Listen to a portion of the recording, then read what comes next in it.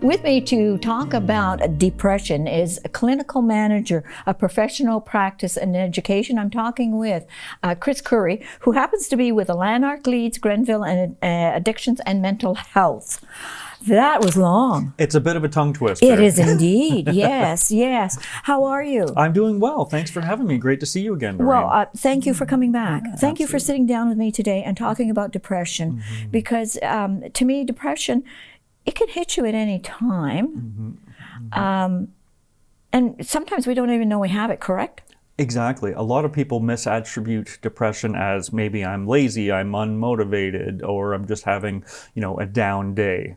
And, how to differentiate between depression and just having a down day is if those symptoms are lasting for, 2 weeks or more. We all have down days, but if your down days are one after another, then it might be time to talk to a professional. To have a look a little bit further, because it could be depression. Exactly.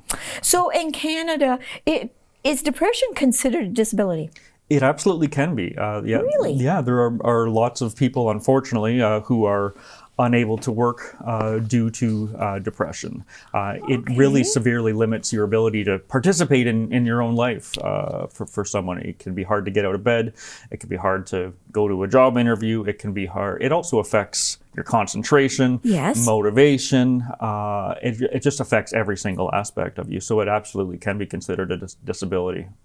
So somebody could be sitting at home and saying, and haven't been diagnosed, but feel, like, jeepers darn, I want to get a job, I want to do this, I want to do that, but my body just won't do it. Yeah, and that's your sign. That's when you got to pick up the phone and call an agency like ours or your family doctor and say, I'd like to talk to someone. I think I might be experiencing depression. And there's some really quick, easy kind of questionnaires that professionals have that can pretty quickly kind of give you a general idea.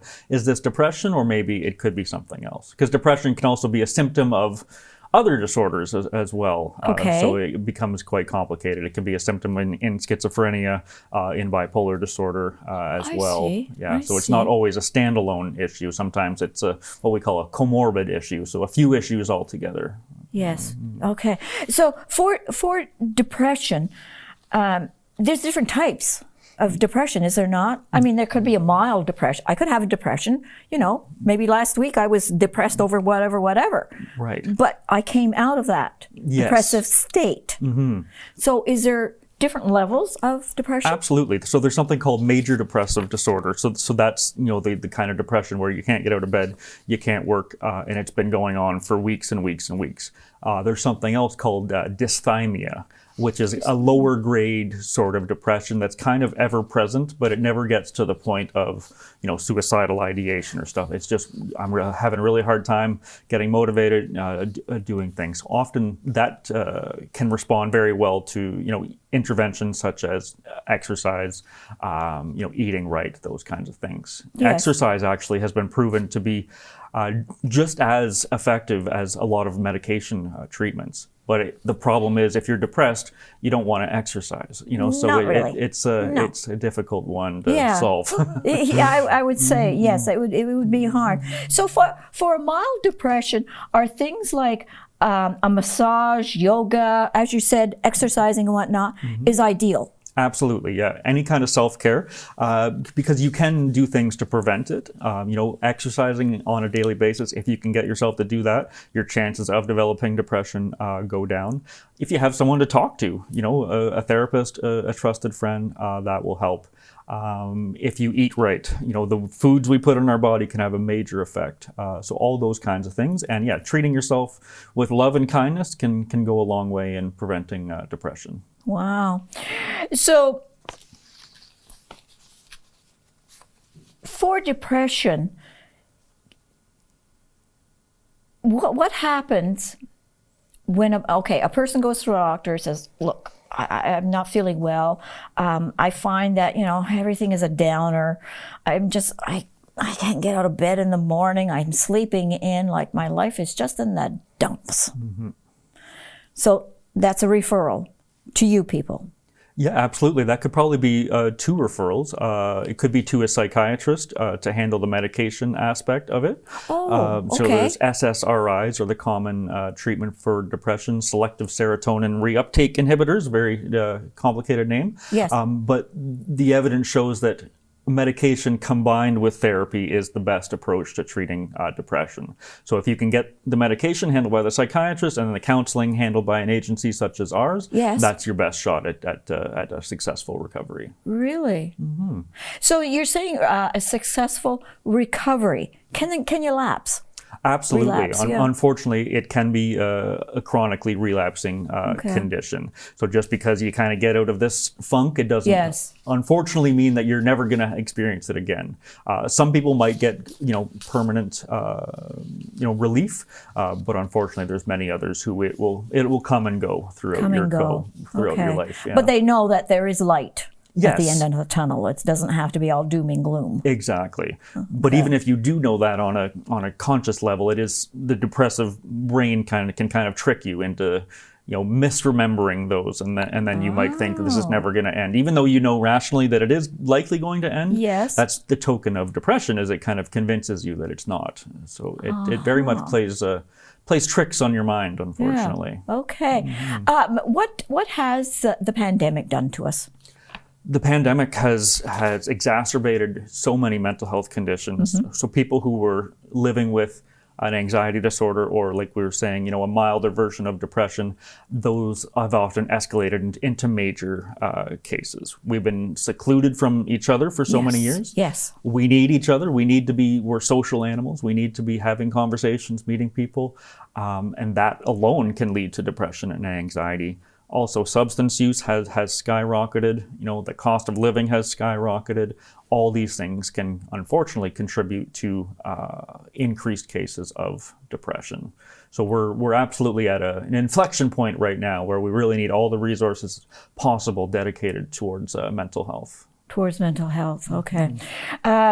Depression. You were talking about substance abuse and et cetera, et cetera.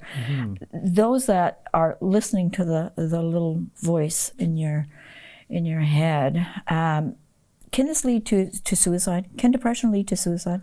Unfortunately, yes, it can. That's often a very common diagnosis in people who attempt suicide. So that's why it's very important to reach out if you or someone you love is having thoughts of suicide. Reach out. You can always go to the emergency room. You can call an agency like ours. But yeah, there's absolutely a huge risk of suicide with depression, unfortunately. So, Chris, do I have to go through a doctor if I say, I think I could be depressed? I've been like this for the last 2.5 to 3 weeks. Maybe there is something wrong and I should seek help. Can I jump right to the agency as opposed to going through my doctor? Absolutely. So in order to get the medication part, you'll probably need a referral from your doctor. Yeah. But if you want to just jump into counseling, which many people do, absolutely. And we actually have same-day mental health walk-in counseling available. So if you're just having a tough day or a tough week, you can come to our doors at 25 Front Ave, and we'll get you in front of a qualified professional who can be that listening ear and kind of guide you in the right direction for your next step. Because I've been thinking that, the first step would be the doctor, and then he does the referral to whoever, whatever. But I mean, if treatment or just having a person available right away would be miles ahead of what people used to do years ago. Absolutely, because when you're depressed, when you're anxious, you don't want help a month from now, 2 months from now. You need it that day. I need it now. So yes, that is why our program is to bridge that gap. So they can still have the referral to the doctor that will happen down the road, but they're going to get help today and get in front of someone who cares and is going to listen and who knows the resources. So Chris, is there such a thing as a depression group that they can share things? There is. There is? That isn't something we have locally, but it is definitely something that we could do absolutely in the future. So if you felt like in Leeds and Grenville that was a need for it, then it could be something that could be set because of the pandemic and what it has done to everyone. I'm just wondering whether or not it would be of use to some people that are out there who think they could be depressed or who don't know. I think where it they are. absolutely could be. Those types of groups work extremely well with, substance use disorders and, personality disorders. So there's no reason why they wouldn't work for depression. Absolutely. And often hearing from other people who have experienced the same or something similar Yes. is more powerful than even talking to a clinician, because hearing, I'm not alone, I'm not the only person who's experiencing this, can be very powerful. And a lot of people out there feel that, oh, it's just me, I'll be better tomorrow. Exactly. And you don't get better. Then you don't get better. And you just yeah. leave it and leave it and leave it. And people Exactly. shouldn't do that. No, When there's a exactly. problem, address it. Address it that day if you can. Yeah. What can this morph into, depression? What can it morph into if not treated?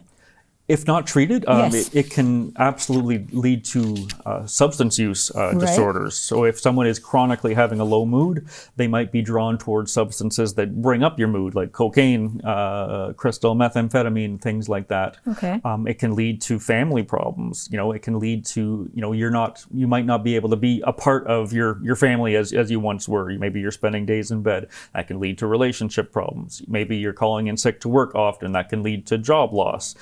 It really is a kind of a cascading effect of challenges that can start with depression. So the answer is, once you think you might be experiencing depression, get on the phone and talk to someone that day, because you're going to be way better off that way. Yeah, don't wait, and the availability is there. Use it. Exactly. Okay, do you know your telephone number at the agency by any chance? I don't have it memorized, unfortunately. Okay, I think it happens to be 613-342-2262. If you need to talk to somebody, call them and tell them. Don't call and somebody answers and then you hang up because you become frightened. Just call and talk to someone. I'm sure that they can help you. Absolutely. Would you come back and talk about other things in the future? Absolutely. Looking forward to it.